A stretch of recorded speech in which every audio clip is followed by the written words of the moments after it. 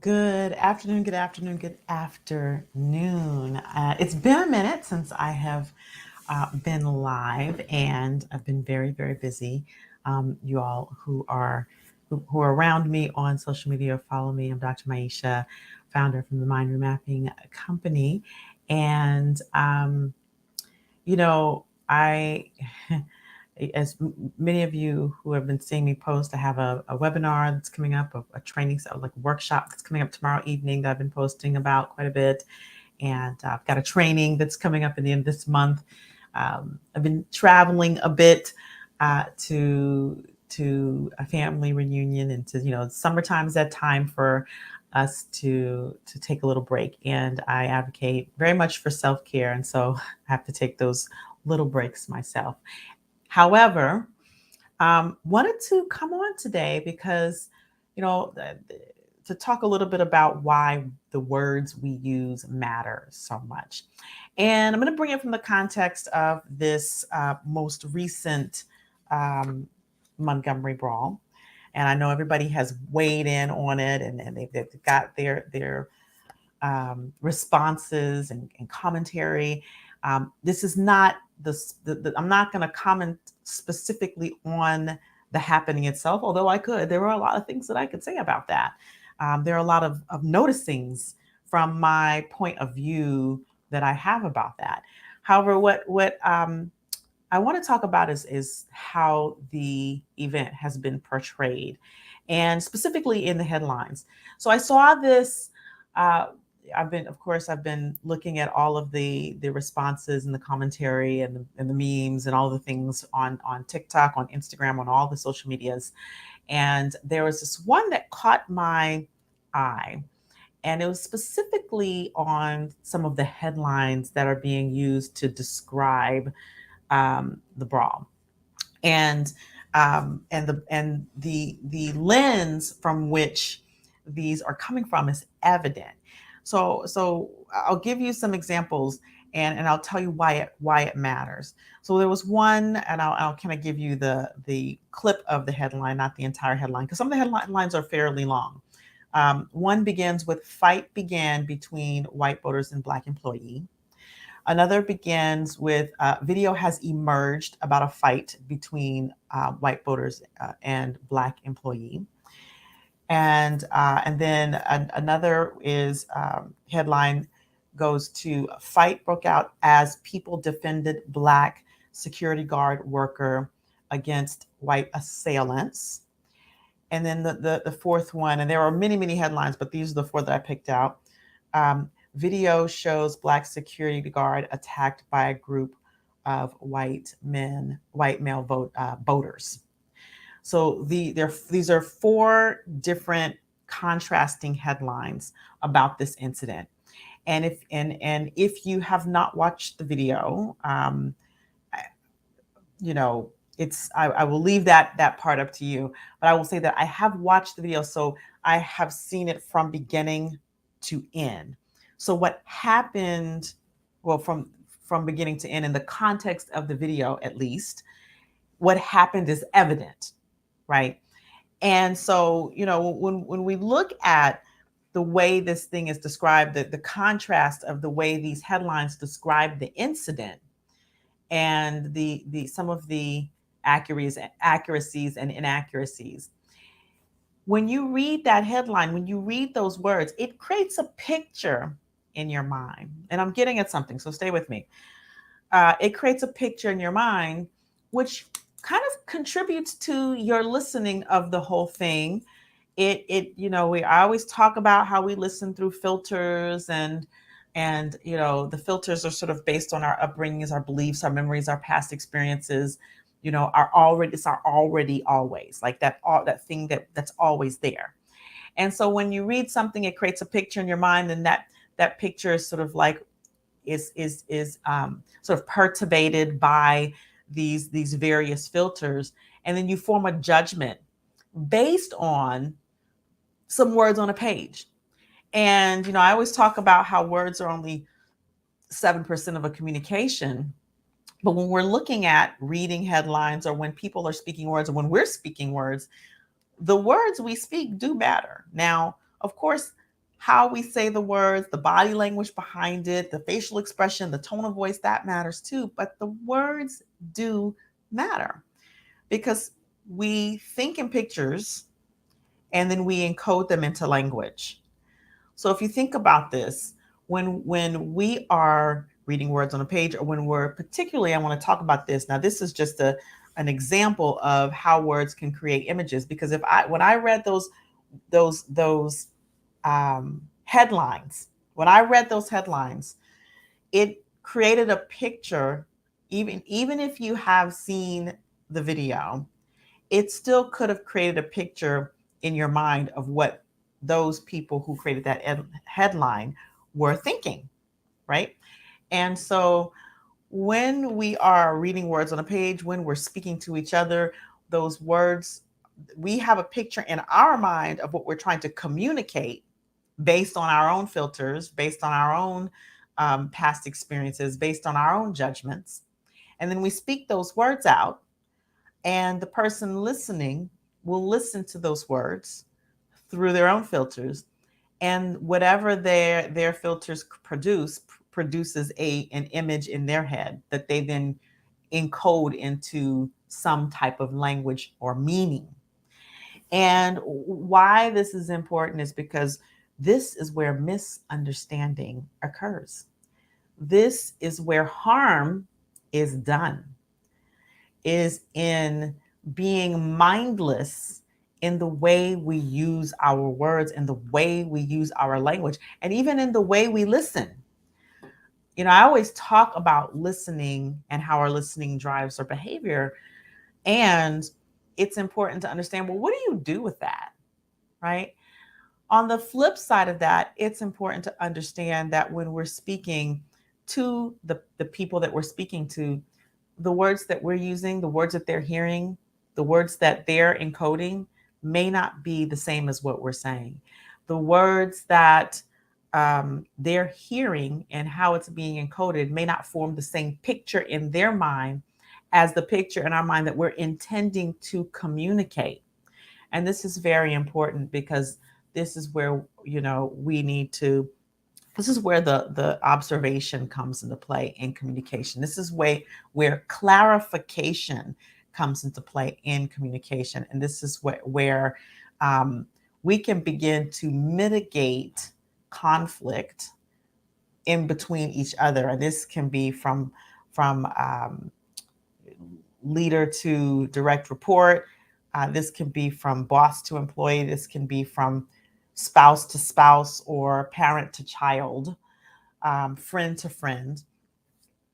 We can mitigate conflict by just getting clarification on what a person is meaning when they're speaking to us, if we're the listener. Right? So if we're the listener, let's start on the side of the listener, because I can jump. There's two sides. There's the speaker and there's the listener. And why I do this work, and when I teach my trainings, when I teach the trainings, NLP trainings, this is all about communication and how to really, you know, we are very mindless as a whole group with our communication. If you listen to me, you hear me talk about listening to the words that are coming out of your mouth. Sometimes you got to listen to the words in your head before they come out of your mouth. We are, in general, very mindless communicators. And if you just scroll on social media, you can see that very clearly. Scroll a TikTok or scroll an Instagram or scroll on Facebook and listen to some of the things that people are mindlessly saying, communicating out there without any regard for the impact, the mental images that people will come in people's minds without any regard or care, because we're so concerned about getting our message out. We're so concerned about getting our point across. And there's a lot of harm being done because people want to get their message out and their point across. Now, that's not to say that there aren't some messages that are important, but when we speak mindlessly, then we're not aware of the image that could be forming in the listener's brain, in the listener's mind. And we want to be intentional about that, right? We want to be intentional about the image that we're putting in people's minds. Okay. And we need to come from, like, what is the intention behind the communication? You know, if there's an intention to spark discomfort, and there's nothing wrong with sparking discomfort, right? There's nothing wrong with sparking discomfort if, as long as we understand that we're, look, as long as we're not causing harm, is what I should say, right? And if the intention is not to cause harm, then we really have to be very mindful about our speaking. So we're talking right now. I'm talking. I said I was talking on the side of the listener, but I'm actually talking on the side of the speaker right now, as you can see. So we're very mindless in the way that we communicate. And when we communicate, we must understand that, the image of the words that we're speaking, that the way things, how there's a saying, that sounded better in my head. Really, it's like that looked better in my head. That looked clearer in my head. And then when we encode it into words, sometimes the words that come out do not produce the image in other people's minds that we intended. So that is something to really think about. Now, when you're on the side of the listener, and I'm going to come to the side of the listener briefly, is if you're on the side of the listener and you hear something and it rubs you a particular way. Now, I'm going to speak from the space of face-to-face immediate communication, because it's very challenging to do this over social media. It's very challenging to do this when there's distance and there's not rapport and there's not immediate communication, although it can be done. And I will tell you how it can be done. But by and large, in this case, I'm really talking about that, like, immediate face-to-face or phone-to-phone or voice-to-voice communication, real time. When you're on the side of the listener and you're listening and you hear something that the person is communicating with you says, and it's like, ugh, it raises the hairs on your arms, or it rubs you the wrong way, or it just gives you an icky feeling inside, right? We often, like, in that moment, if we can push the pause button and recognize, this is what I heard, this is the way it made me feel inside, or what it made me think, or the experience that I had. Why don't I clarify to see if that's what the intention of the communication was? And there's a simple question you could ask. This is it's a statement you can make. This is what you said. This is what I heard. This is how I experienced that, or how it made me feel, depending on the environment that you're in. This is how I experienced that. Was that your intention? Right?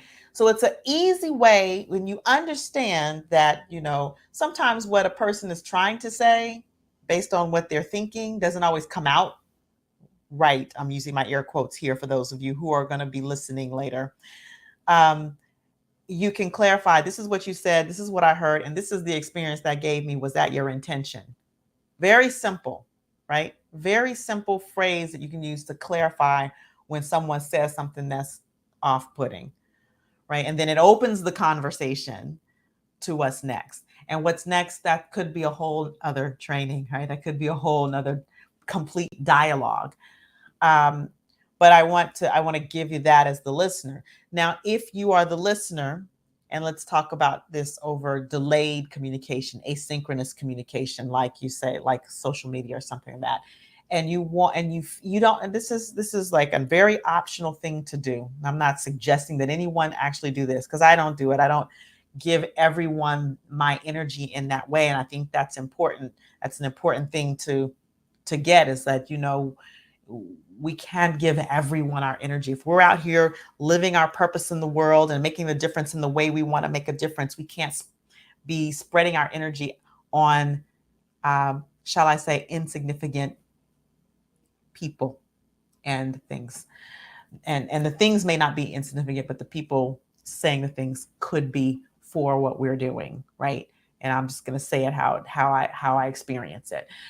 So if you choose to, if you feel called to, if you feel moved to, and someone says something on social media, you want to reach out to them, then you can use that exact phrase. Hey, I heard that you said this, it sounded this way, it occurred this way. Was that your intention? I'd love to get on a have a dialogue with you about that. That is something that I've done or that has been done with me where we've had amazing dialogue, we've opened it up, we've ended up coming back together and actually having a public forum conversation about it. And it's a great way to model healthy communication. Okay. So now, that's just a little tip on the side of the listener. Coming back on the side of, us being mindful communicators, it is important to, when we are speaking, especially in real time. Now, again, I'm talking about real time, uh, face to face, voice to voice, to be observing. So when you're in your leadership positions, if you're a coach and you're talking to your client, if you're a parent, you're talking to your child, if you're a spouse who's talking to your partner, and you are speaking to them, and even if the conversation is getting a little intense or there's disagreement, you need to be observing their reactions and responses, their body language, their facial expressions. This will be the first clue to tell you whether or not what the words that you're using, or how maybe even how you're using them, are landing in the way that you are intending them to. And if you're noticing an adverse response or a response that you were not intending to happen, you can pause your communication and say, "What did you hear me say? What did you hear me say?" Just ask the question. Because when you ask the question, "What do you hear me say?"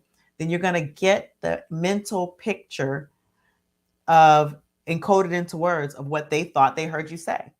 So as an example, and y'all know I always use my kiddo as an example.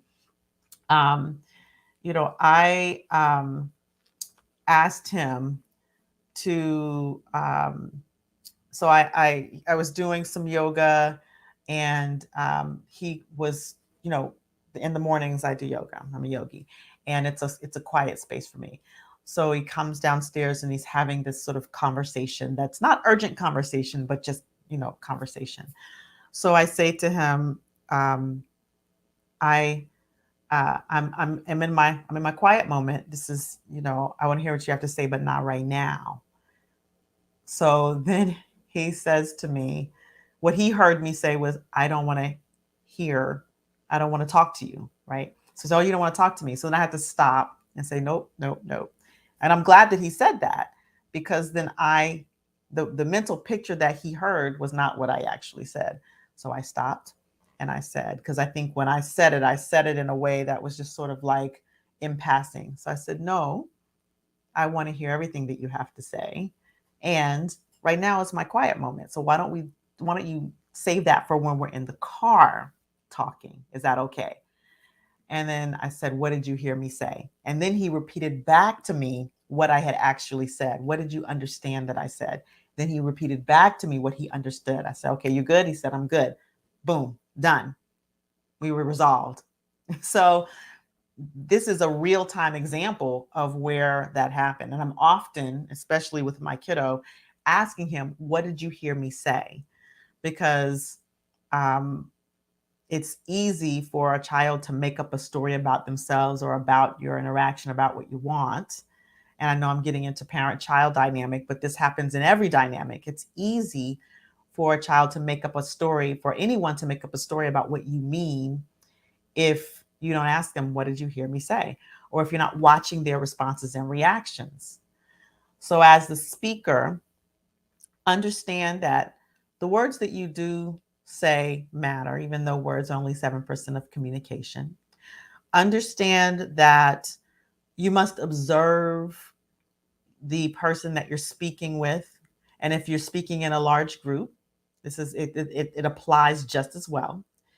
When you are speaking in a large group, you want to observe the interactions and actions of the large group just as well, to see whether what you're saying is landing. And if it's not, pause the response and you ask, what is it that you're getting? What do you hear me saying? What do you understand that I'm saying? Those are the questions that you can ask. And when we begin to, number one, be more mindful of what we're saying, like the words that are coming out of our mouth and how we're saying things, if we begin to be more mindful of that. And let me be clear, I'm not talking about walking on eggshells.